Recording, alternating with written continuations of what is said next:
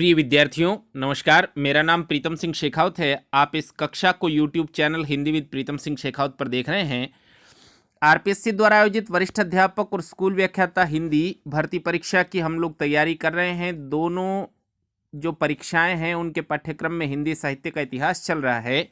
हिंदी साहित्य के इतिहास को पढ़ते हुए हम लोगों ने कल रीतिकाल पर एक कक्षा की थी। आज की कक्षा रीतिकाल की आगे की कक्षा है। पीछे की बातों को दोहराकर मैं अपना काम शुरू करता हूं कि रीतिकाल हिंदी साहित्य का तीसरा काल है। समय सीमा आप लोग जानते हैं, विक्रमी संवत 1700 से 1900 विक्रमी इसकी समय सीमा आचार्य रामचंद्र शुक्ल ने मानी है। हमने देखा है कि रीतिकाल के प्रवर्तक आचार्य रामचंद्र शुक्ल के अनुसार आचार्य चिंतामणि है। रीति कवियों को हमने 3 वर्गों में बांटा है, रीतिबद्ध, रीति सिद्ध और रीति मुक्त कवि। आज की कक्षा हम रीतिकाल की प्रमुख काव्य प्रवृत्तियों से शुरू कर रहे हैं। याद रखिए कि पीएससी प्रश्न बनाती है प्रमुख काव्य प्रवृत्तियों पर कि निम्नलिखित कथनों पर विचार कीजिए। रीतिकाल के विषय में निम्नलिखित कथनों पर विचार करिए। तो कक्षा को देखिए। पहली और सबसे महत्वपूर्ण बात, आचार्यत्व की प्रवृत्ति। आचार्यत्व की प्रवृत्ति के लिए दूसरा शब्द भी आप लोगों के इस्तेमाल हो सकता है पेपर में, रीति निरूपण। रीति निरूपण या आचार्यत्व की प्रवृत्ति एक ही बात है। रीति ग्रंथ लिखना या आचार्य बनने के प्रयास करना दोनों एक बात है। रीतिकाल के कवियों में आचार्यत्व की प्रवृत्ति विद्यमान थी। रीतिबद्ध कवियों ने लक्षण ग्रंथों या रीति ग्रंथों की रचना बड़ी संख्या में की। डॉक्टर नगेंद्र ने इन कवियों को कवि शिक्षक आचार्य कहा है। देखिए, ये प्रश्न बहुत परीक्षाओं में पूछा जा चुका है। रीतिकाल के जो आचार्य हैं उनको डॉक्टर नगेंद्र ने क्या कहा है? कवि शिक्षक आचार्य कहा है। तो रीतिकाल के जो कवि हैं, कवि तो थे ही, आचार्य भी बनना चाहते थे। इस हेतु वो रीति ग्रंथ लिखते थे। और हमने कल बात कर ली है कि रीति ग्रंथ या लक्षण ग्रंथ ऐसे ग्रंथ जिनमें लिखा जाए कि रस क्या है, छंद क्या है, अलंकार क्या है, नायक नायिका भेद क्या है, उन्हें हम रीति ग्रंथ कहते हैं।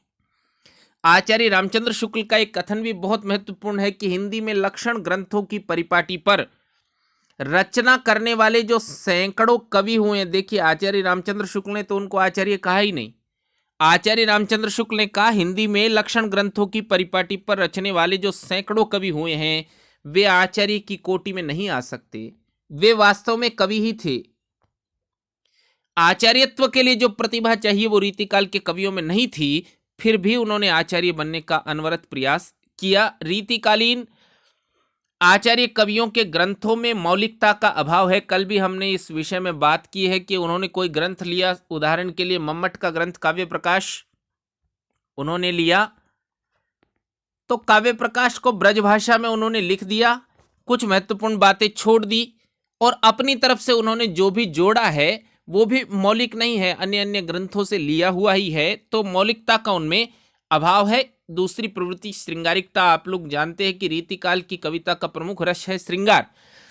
आचार्य रामचंद्र शुक्ल ने लिखा भी है कि रस की दृष्टि से यदि कोई चाहे तो उसे श्रृंगार काल कह सकता है। और विश्वनाथ प्रसाद मिश्र ने इस काल को नाम ही श्रृंगार काल दिया है।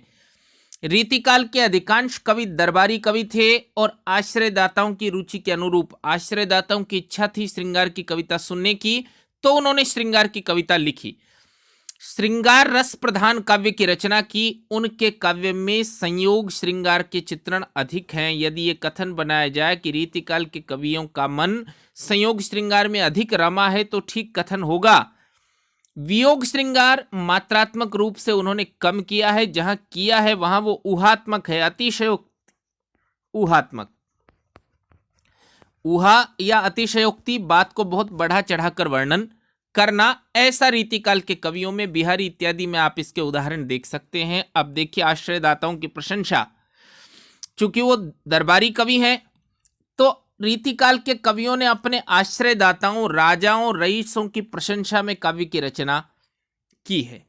कवि देव की रचना भवानी विलास नाम से ही आपको पता चलेगा, भवानी सिंह आश्रयदाता के विषय में लिखी गई है।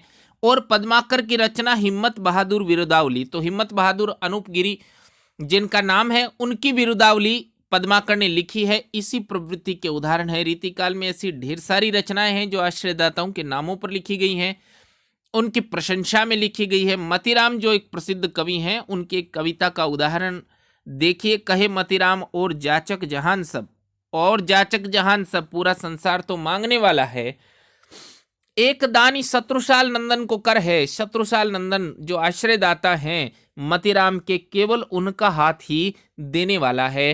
तो ये पंक्ति बस आपको स्पष्ट करने के लिए लिखी है कि आश्रयदाताओं की किस प्रकार की प्रशंसा रीतिकाल की कविता में मौजूद है। अब देखिए अलंकारिकता।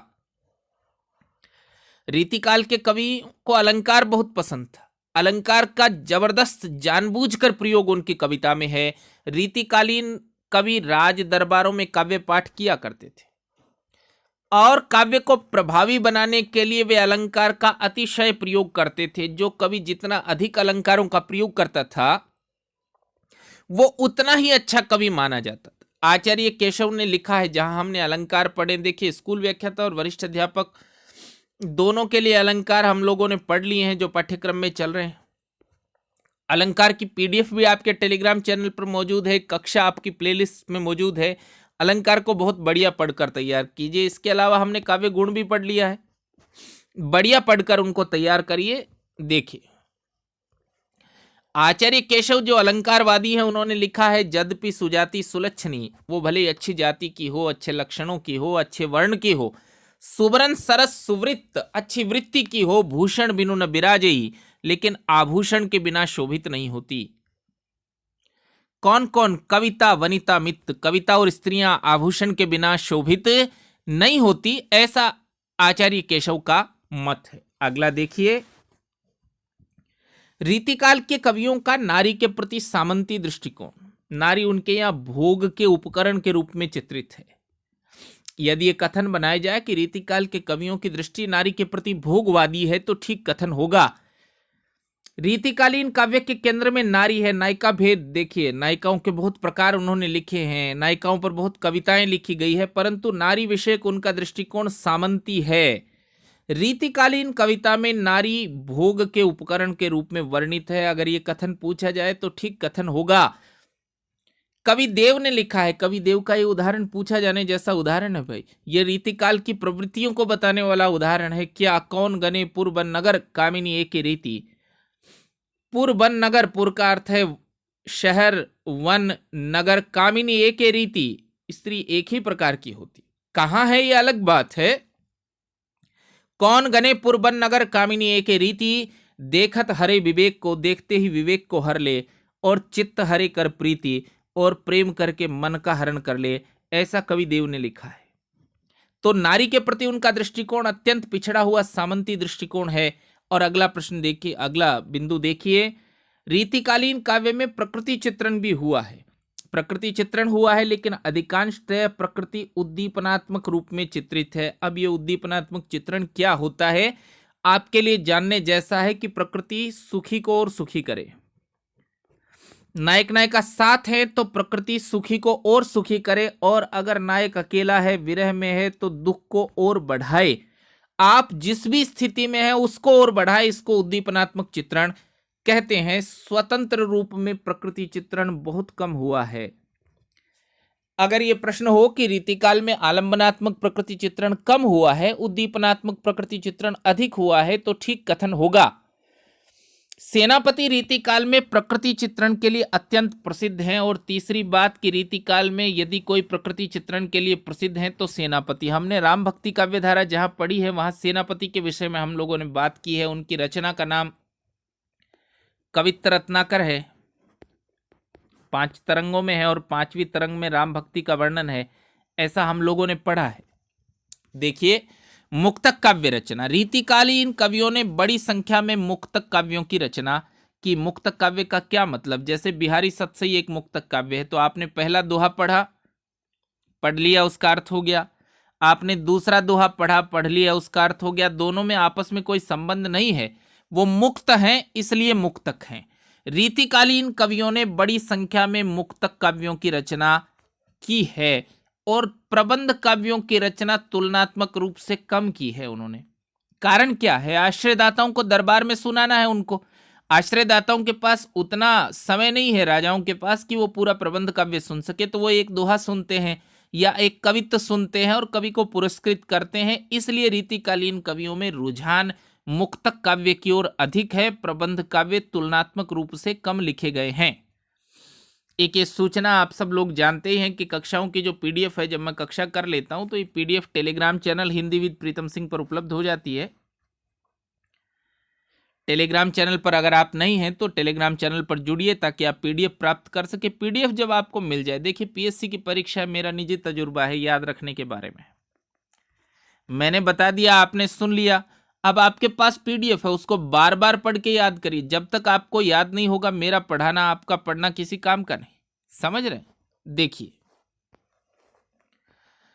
रीतिकाल में कविता की जो भाषा है वो ब्रज भाषा है। भाषा तो ब्रज भाषा भक्ति काल में भी रही, सूरदास की कविता ब्रज भाषा में है, लेकिन रीतिकाल की ब्रज भाषा की क्या खास बात? संपूर्ण रीतिकाल में जहां कहीं भी हिंदी कविता लिखी गई, एकमात्र काव्य भाषा ब्रज भाषा है। अवधि वगैरह में कोई कविता नहीं। हिंदी कविता की जो मुख्य धारा है वो केवल ब्रज भाषा। और देखिए 200 साल तक पूरे भारत में जहां कहीं भी हिंदी कविता लिखी गई है, ब्रज भाषा में लिखी गई है, ये विशेष बात है। जयपुर में बिहारी ने, जयपुर में तो आप जानते हैं राजस्थानी बोली जाती है, फिर भी बिहारी ने ब्रज भाषा में कविता की है।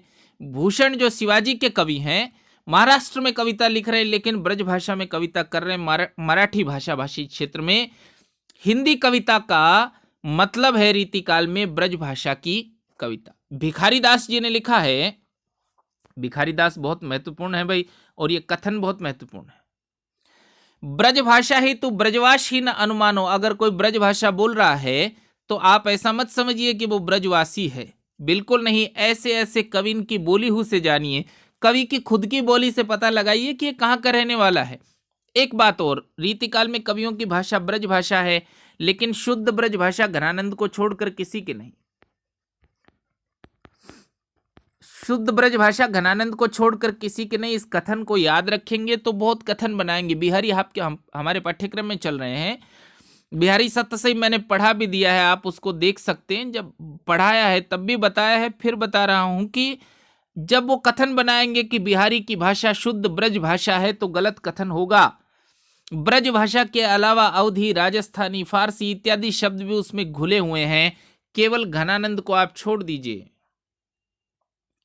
घनानंद जिनके ब्रज भाषा के आचार्य रामचंद्र शुक्ल ने प्रशंसा की है, उनको छोड़ दीजिए। बाकी सभी लोगों की ब्रज भाषा विकृत है, उसमें अन्य भाषाओं के शब्द भी मिले हुए हैं। देखिए, रीतिकाल की काव्य भाषा पर टिप्पणी करते हुए आचार्य रामचंद्र शुक्ल ने लिखा, ये टिप्पणी अपने आप में सब बातें स्पष्ट करती है। पूछा जाने जैसा कथन है कि रीतिकाल में एक बड़े अभाव की पूर्ति हो जानी थी, पर वह नहीं हुई। भाषा जिस समय सैकड़ों कवियों द्वारा परिमार्जित होकर प्रौढ़ता को पहुंची, उसी समय व्याकरण द्वारा उसकी व्यवस्था होनी चाहिए। यदि शब्दों के रूप स्थिर हो जाते और शुद्ध रूपों के प्रयोग पर जोर दिया जाता तो शब्दों को तोड़ मरोड़ कर विकृत करने का साहस कवियों को न होता। देखिए, रीतिकाल के कवियों ने शब्दों को तोड़ मरोड़ कर विकृत किया। आचार्य रामचंद्र शुक्ल कह रहे हैं कि अगर व्याकरण की आपने पूरी व्यवस्था कर दी होती, शुद्ध रूपों के प्रयोग पर जोर दिया होता, तो भाषा की स्थिति नहीं होती। विकृत करने का साहस कवियों को न होता, पर इस प्रकार की कोई व्यवस्था नहीं हुई जिससे भाषा में बहुत कुछ गड़बड़ी बनी रही। एक ये भी पूछा जा सकता है किस काल के बारे में, तो आप लोग जानते हैं रीतिकाल के बारे में। किस विद्वान का कथन है? आचार्य रामचंद्र शुक्ल का कथन है। अब देखिए रीतिकालीन काव्य। रीतिकालीन मुक्तक काव्य, आप लोग जानते हैं कि रीतिकाल में मुक्तक काव्य अधिक संख्या में लिखे गए। ये जो पीडीएफ का ये हिस्सा है, इसको विशेष रूप से इस तरह से देखिएगा कि जो रचनाएं मैंने लिख दी हैं उनको आवश्यक रूप से याद करिए। आप अधिक याद करिए, मुझे कोई आपत्ति नहीं, पर जो मैंने लिखा है उसको छोड़कर मत जाइए। आप लोगों के पास मैंने पुस्तक बता रखी है, प्रतियोगिता साहित्य एक लंबी सूची, उसमें भी है। कुछ उत्साही विद्यार्थी डॉक्टर नगेंद्र भी रखे हुए हैं। रखे हुए मैं जानबूझ के कह रहा हूं, पढ़े हुए थोड़े अलग तरह के लोग होते। डॉक्टर नगेंद्र अगर आपने ठीक से पढ़ लिया है तो फिर आपको कुछ और पढ़ने की आवश्यकता नहीं है, लेकिन समय बहुत अधिक लगता है, परीक्षा बहुत नजदीक है आप लोगों की। तो डॉक्टर नगेंद्र में भी एक लंबी सूची है जो मैं लिख रहा हूं, डॉक्टर नगेंद्र से लिख रहा हूं, और आपको बिल्कुल ठीक ठीक याद कर डालना है इसको। समझ रहे हैं? देखिए, केवल महत्वपूर्ण रचनाएं लिख रहा हूं। चिंतामणि की रचना है कविकुल, कल्पतरु रीतिकाल के प्रवर्तक आचार्य हैं वो। काव्य विवेक उनकी रचना है। रसविलास, श्रृंगार मंजरी, काव्य प्रकाश और छंद विचार, इन रचनाओं को विशेष याद करिए। मतिराम की रचना है रसराज। प्रसंगवश बता दे रहा हूं, रसराज किसी को समर्पित नहीं। रीतिकाल की अन्य जो रचनाएं हैं किसी किसी को समर्पित, लेकिन मतिराम का रसराज किसी को समर्पित नहीं। ठीक है। मतिराम की अगली रचना है ललित ललाम। ललित और ललाम दोनों का मतलब ही सुंदर होता है भाई। सत्तसई, अलंकार पंचाशिका और वृत्त कौमुदी। भूषण जो शिवाजी के दरबार में कवि हैं, रचना है शिवराज भूषण। और प्रसंगवश बता दे रहा हूं, शिवराज भूषण एक अलंकार ग्रंथ है। भूषण ने शिवराज भूषण में अलंकारों की संख्या 105 बताई है। अलंकारों की संख्या 105 बताई है। भूषण के हिसाब से पाठ्यक्रम बनने लगेगा तो हम बहुत झमेले में पड़ेंगे, समझ रहे हैं। तो देखिए, शिवराज भूषण, शिवा बावनी और छत्रसाल दशक उनकी महत्वपूर्ण रचनाएं हैं। बिहारी आप लोग जानते हैं, सत्तसई लिखी हमारे पाठ्यक्रम में है। तोष की रचना है सुधा निधि, नखशिख और विनय शतक। रसनिधि की रचना है रतन हजारा। रसनिधि ये जो कवि हैं इनका वास्तविक नाम पृथ्वी सिंह है, इसको याद रखिएगा, याद रखने जैसी सूचना है। देखिए, जसवंत सिंह ये वही इतिहास प्रसिद्ध राजा जसवंत सिंह है। राजस्थान के इतिहास में आप जिनके बारे में बहुत पढ़ते हैं। अपरोक्ष सिद्धांत, अनुभव प्रकाश और भाषा भूषण, उसमें से सर्वाधिक महत्वपूर्ण है भाषा भूषण। विशेष रूप से याद करिएगा भाषा भूषण, जसवंत सिंह। कुलपति मिश्र की रचना है रस रहस्य और नखशिख। आलम की रचना है आलम केली, और आप लोग जानते हैं कि आलम रीति मुक्त कवि हैं। 4 ही लोग रीति मुक्त हैं, घनानंद, आलम, बोधा और ठाकुर। तो आलम की जो रचना है आलम केली रीति मुक्त काव्यधारा की रचना है। वृंद, वृंद ने भी सत्सई लिखी है। कविदेव की रचनाएं बहुत हैं, पर जो बहुत प्रसिद्ध हैं केवल वही आप तक पहुंचा रहा हूं। देखिए, सबसे प्रसिद्ध चीजें तो साहित्य इतिहास में होती हैं, और उसमें से भी जो बहुत प्रसिद्ध होती हैं, जिनका बहुत ऐतिहासिक महत्व होता है, केवल वही पेपर में आती है, समझ रहे हैं। साहित्य इतिहास में केवल महत्वपूर्ण चीजें आती हैं, और जो बहुत महत्वपूर्ण हो, जिनका एक बहुत ऐतिहासिक महत्व हो, वही चीजें पेपर में आती हैं। इसलिए जो मैं बता रहा हूं उनको याद करके जाइए। आप अधिक करें बहुत अच्छा, पर इनको छोड़कर मत जाइए। देव की रचना है भाव विलास, भवानी विलास, कुशल विलास, प्रेम चंद्रिका, जाति विलास, रस विलास, सुजोन विनोद और काव्य रसायन। श्रीपति की रचना काव्य सरोज बहुत प्रसिद्ध रचना है। श्रीपति की रचना रामचंद्र भूषण गोप की रचना है, और रामचंद्राभरण गोप की रचना है। ये अलंकार ग्रंथ है भाई।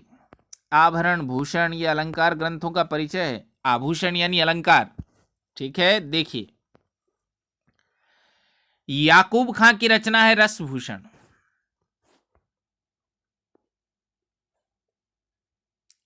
ठीक है। घनानंद की रचना है सुजान हित प्रबंध, कृपाकंद निबंध, वियोग बेली, यमुना यस, प्रीति पावस और पदावली। ये घनानंद की रचना है। मिलती जुलती रचना आप लोगों को बता दे रहा हूं, सुजान रसखान, रसखान की रचना है। सुजान रसखान, रसखान की रचना है। जब ये रचना पूछी जाती है तो घनानंद शीर्षक में साथ आएंगे, ठीक है, देख लीजिएगा। रसलीन की रचना है अंग दर्पण, और जो रसलीन है उनका वास्तविक नाम, रसनिधि का नाम तो पृथ्वी सिंह है, जो रसलीन है उनका नाम है सैयद गुलाम नबी।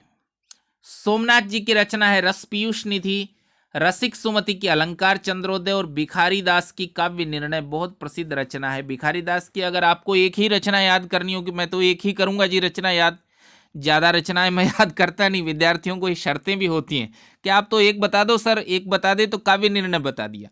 भिखारी दास की रचना है काव्य निर्णय, श्रृंगार निर्णय, रस सारांश, छंदार्णव पिंगल और छंद प्रकाश। आप देखिए, भिखारी दास का ये जो कथन है, ये पूछा जा सकता है भाई किस कवि का ये दोहा है, आगे की कवि रीझे हैं तो कविताई। भिखारी दास क्या कह रहे हैं, आगे की कवि खुश हो जाए मेरी कविता सुन के तो ये कविताई है, तो ये कविता है।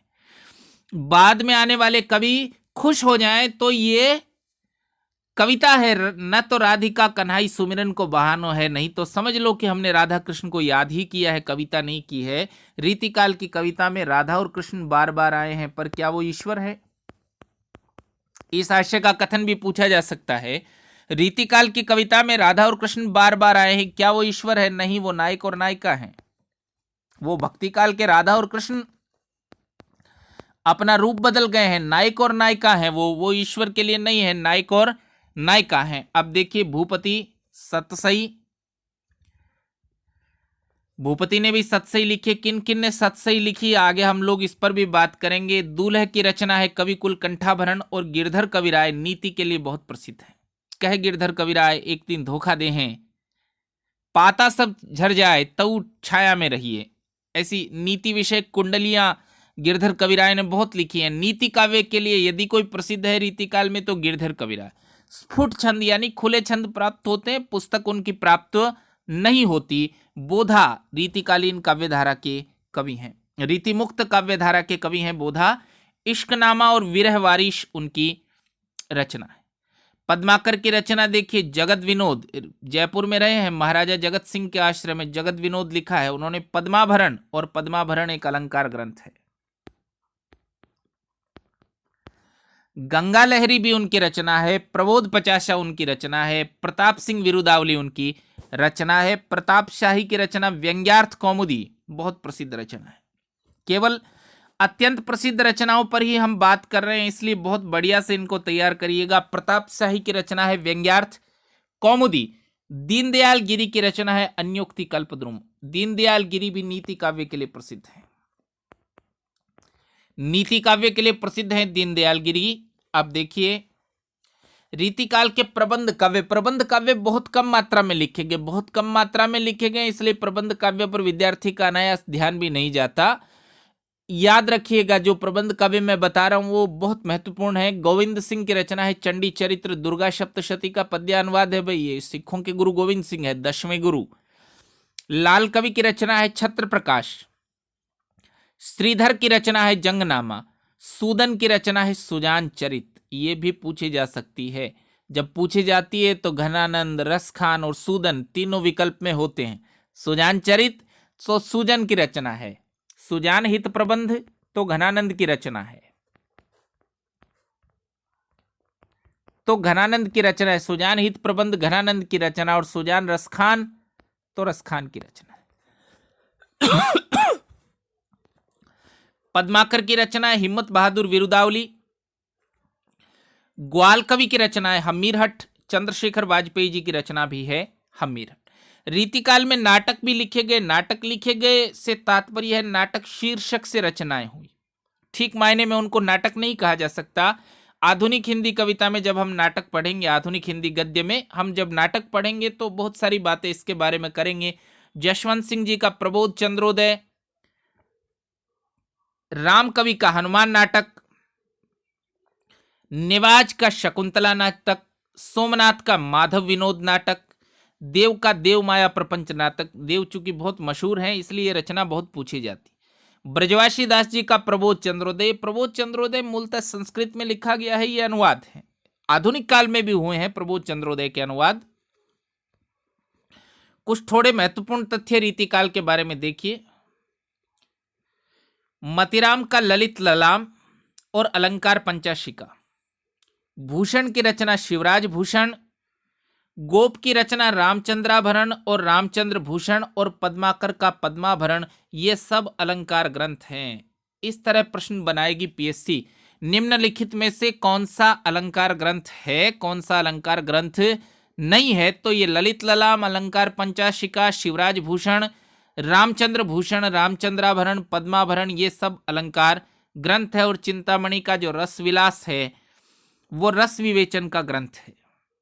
ठीक है। कविदेव ने संचारी भावों की संख्या बढ़ाकर 34 कर दी और एक संचारी भाव छल बताया। हमने अभी रस पढ़ा नहीं है, कक्षा में पढ़ेंगे तो आप लोगों को बताएंगे कि 33 होती है संचारी भावों की संख्या। देव ने एक नए संचारी भाव की कल्पना की है, छल उसका नाम है। आप देखिए देव की एक रचना और मुझे याद आई प्रसंगवश कि बहुत मशहूर है। अभिधा उत्तम काव्य है। देव ने कहा अभिधा काव्य उत्तम है। हम लोग अभिधा काव्य को गड़बड़ काव्य मानते हैं।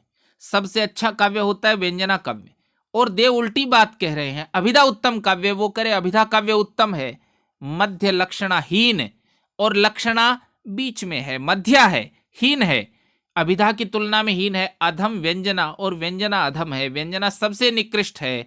अधम व्यंजना रस विरस, रस को गड़बड़ करती है, उल्टी कहत नवीन। देव कह रहे हैं मैं ऐसी उल्टी बात कह रहा हूं। हम कह रहे हैं व्यंजना सबसे अच्छी, देव कह रहे हैं अभिधा सबसे अच्छी। इसलिए पूछा जाने जैसा दोहा है कि किसका दोहा है। देव की एक प्रसिद्ध पंक्तियां उनकी बहुत मशहूर हैं, पर यह पंक्ति कि सांवरे लाल को सांवर रूप में नैनन में कजरा कर राख्यो, कवि देव की पंक्ति है, पूछे जाने जैसी पंक्ति।